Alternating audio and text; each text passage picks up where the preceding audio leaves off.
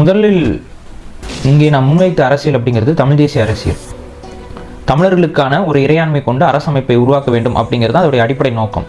அப்போ தமிழர்களுக்கான அப்படின்னு வரும்போது தமிழர்கள் யார்? தமிழை தாய்மொழியாக கொண்ட தமிழ் குடியில் பிறந்தவர்கள் தமிழர்கள்.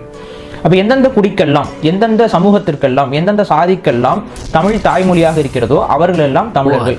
கர்நாடக அணையால் தமிழகத்துக்கு வரக்கூடிய பாதிப்பை பற்றி நீங்கள் சொல்லுங்கள்.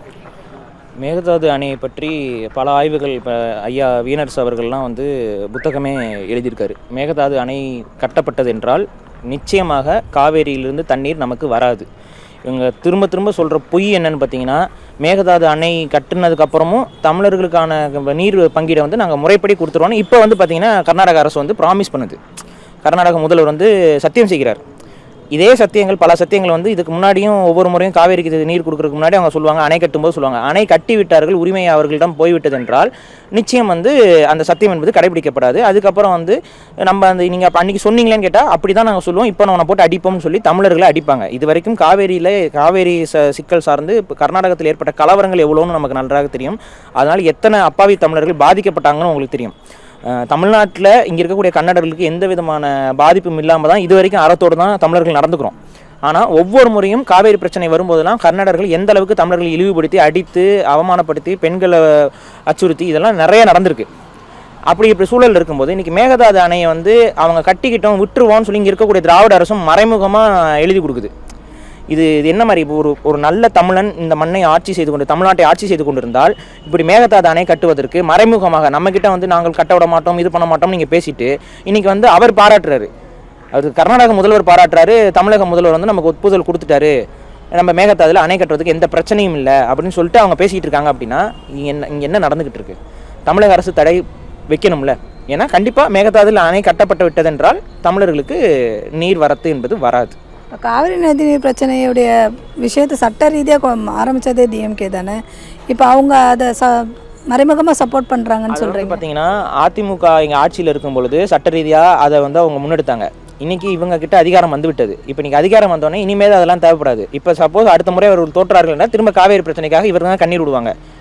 காவேரிலேருந்து நீர் வரலையான்னு என்ன, எங்கள் கண்களிலேருந்து நீர் வருகிறது பாருங்கள்னு சொல்லிட்டு கவிதையெல்லாம் எழுதி கூட பாடுவாங்க. ஆனால் இன்னைக்கு அதிகாரத்தில் இருக்கக்கூடிய திமுக அரசு மேகதாது அணை கட்டப்பட போகிறது என்று அவர்கள் சொல்கிறார்கள். அங்கே வாழ்த்து மழை பொழிகிறது. நீங்கள் என்ன பண்ணிட்டீங்க? அதை எதிர்த்து இல்லை கட்டுறதுக்கு தமிழக அரசு அனுமதிக்காதுன்னு உங்ககிட்ட இருந்து ஒரு ஸ்டேட்மெண்ட் வந்துச்சா? அப்போ நீங்கள் மறைமுகமாக அதை அங்கீகரிக்கிறீங்க தானே பொருள். எதிர்ப்பே வரலையே உங்ககிட்ட இருந்து. அவங்க கட்ட போகிறாங்க, தமிழக அரசு அனுமதி கொடுத்துச்சு, ஒன்றும் பிரச்சனை இல்லை, நாங்கள் தமிழகத்துக்கு வர வேண்டிய தண்ணியை கொடுத்து விடுகிறோம், அதெல்லாம் நல்லபடியாக நடக்கும் அப்படின்னு சொல்லிட்டு அவங்க சொல்லிட்டு இருக்கிறாங்க. தமிழக அரசுடைய ஸ்டேட்மெண்ட் என்ன? அப்படியே எதுவுமே இன்னைக்கு வரைக்கும் தமிழ்நாட்டு ஊடகங்களில், தமிழ் தேசிய ஊடகங்களை தவிர்த்து மற்ற ஊடகங்கள் இதை பற்றி ஏன் விவாதிக்கல? தேர்தலில் யார் ஜெயிப்பாங்க, எதுக்கு ஜெயிப்பாங்கங்கிறதெல்லாம் பேசிகிட்டு இருக்கீங்க. காவேரி பிரச்சனை திரும்ப திரும்ப பிரச்சனை வருமா? தமிழ்நாட்டில் இருக்கக்கூடிய விவசாயிகளுக்கும் மக்களுக்கும் பாதிப்பு வருமா? கர்நாடகத்தில் வாழக்கூடிய தமிழர்களுக்கு இதனால் பாதிப்பு வருமா? எந்த விவாதமும் இங்கே நடக்கலையே.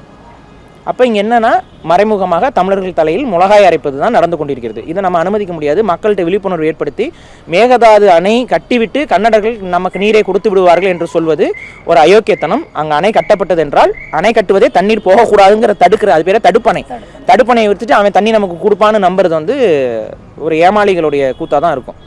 இந்த பிரச்சனைக்கான தீர்வு என்ன மாதிரி இருந்தால் நல்லாயிருக்கும்? இல்லை, அது நிறைய தீர்வுகள் உண்டு. இப்போ நீங்கள் இந்த மேகதாது, இந்த காவேரியோடைய ஒரு தொடக்க புள்ளி ஒரு இடம் இருக்குது. அந்த இடத்தோட பேர் எனக்கு சரியாக இப்போ ஞாபகத்தில் வரல. ஆனால் அந்த குறிப்பிட்ட இடம் தமிழக எல்லைப்பகுதியிலிருந்து தான் தொடங்குது. அந்த இடத்துலையே ஒரு அணை கட்டிட்டோம் அப்படின்னா காவேரியோடைய அத்தனை நீர் வளத்தையுமே தமிழர்களே பயன்படுத்துகிற மாதிரி, இல்லை தமிழர்களுடைய முழு கவனத்துக்கு கொண்டு வர மாதிரி செஞ்சிடலாம். ஆனால் அதை செய்யும் பொழுது கர்நாடக அரசு நமக்கு எதிராக தான் தடை போடும். அப்போ நீங்கள் புரிஞ்சுக்கணும், அவங்க நம்மளுடைய நீரை தடுக்கும் பொழுது நம்ம தடை போடக்கூடாது. ஆனால் நம்ம அது மாதிரி ஒரு நடவடிக்கை எடுத்தோம்னா அவங்க தடை போடுவாங்க. அப்போ இதுலேருந்து நீங்கள் புரிஞ்சுக்கோங்க, குறைஞ்சபட்சம் அந்த அணையை கட்டுவோம். நீங்கள் மேகதாது கட்டினீங்கன்னா மேகதாதுக்கும் மேலே சென்று இங்கே தமிழக எல்லைப்பகுதிக்குள்ளே நாங்கள் அணையை கட்டி காவேரி கர்நாடகத்துக்கே வராமல் நாங்கள் பண்ணுவோம்னு சொல்லுவதற்கு ஒரு துணி உள்ள முதல்வர், ஒரு தமிழர் தமிழ்நாட்டை ஆளலைங்கிறதான் நமக்கு இருக்க வேதனைக்குரிய ஒரு செய்தி. அப்படியேப்பட்ட முதல்வர் யாராக இருப்பாங்க நீங்கள் நினைக்கிறீங்க? அவரே தானே சொல்கிறாரு. அவரே தன்னை தமிழர்னு சொல்லிக்கிறாரா, தன்னை திராவிடருங்கிறாரு. திராவிடர் என்றால் என்ன பொருள்? தெலுங்கை பேசுபவர் என்று பொருள். அப்போனா தெலுங்கர் என்று தான் அவர் சொல்லிக்கிறாரு. அடுத்து மாற்றம் கொடுக்கக்கூடிய முதல்வர் யாராருக்கு தான் நல்லா? இப்போதைக்கு காவேரியில் இந்த மேகதாது அணை பிரச்சனைக்காக யார் முதன்மையாக நின்று மக்களிடம் நம்பகத்தன்மை பெற்று தமிழ் தேசிய தளத்தில் செயலாற்றி ஜெயித்து வருகிறார்களோ அவர்கள் தான் மாற்றத்தை கொடுப்பார்கள்னு நான் பார்க்குறேன்.